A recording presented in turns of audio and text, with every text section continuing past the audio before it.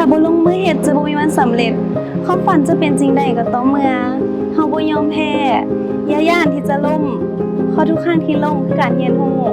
ไม่ลำเดียวล้อมหัวบ่ควายไผบ่พร้อมแบ่งปันร่วมงานสื่อถึงความสามัคคีเฮ็ดสิ่งใดถ้าพร้อมใจกันนี้ก็จะสำเร็จ ความสำเร็จคือการกล้าที่จะฝันกล้าที่จะลุกและบ่หยุดเดินในมือที่ล้มลง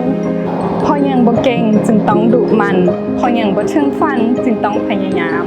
ความสำเร็จบ่ได้มาจากความโชคดีแต่มาจากการบ่หยุดสู้และลงมือเฮ็ดก้าวอดก้าวยืนหากสิได้ทอนคำ แม่หญิงทุกชนเผ่าอาจมาจากฮักเหงาที่แตกต่างกัน แต่เขาเจ้าสามารถเติบใหญ่และเบ่งบานอย่างสง่างามได้ในโลกใบเดียวกัน ความหลากหลายนี่แหละคือหัวใจของความงามที่แท้จริง ชีวิตของคนเฮาเริ่มต้นใหม่ได้เสมอถ้าหากเฮาบ่ล้มเลิก ความงามที่แท้จริงบ่แม่นอยู่ที่ผิวพรรณหรือหน้าตา แต่แม่นอยู่ที่การสืบสานวัฒนธรรมของทุกชนเผ่า อย่ายอมแพ้ต่อความฝันของเฮาบ่ว่าไผจะเว้าใดๆก็ตาม เพราะว่าคุณค่าของคนขึ้นอยู่กับผลของงานบ่ได้ขึ้นกับคำเว้าของไผ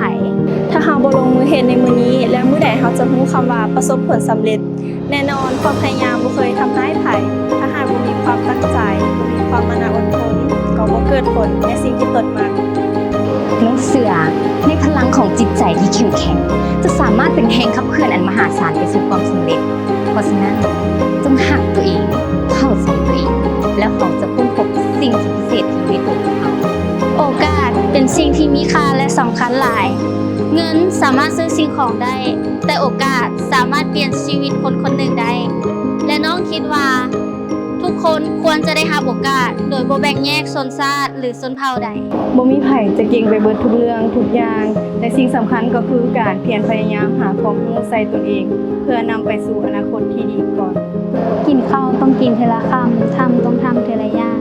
ย่างต้องย่างเทละก้าวข้าวต้องฟ้าวให้เป็น เห็นต้องเห็นให้หูสู้ต้องสู้ให้ถึงจุดหมาย ถึงแม้ความฝันของเจ้าจะอยู่ไกลเพียงใด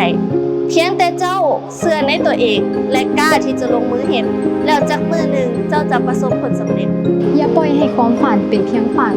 Don't let your dream just be dreams อย่าหยุดฝันจนกว่ามันจะเป็นจริง คนที่มีเป้าหมายชัดเจนย่อมชนะคนที่มีแต่ความฝัน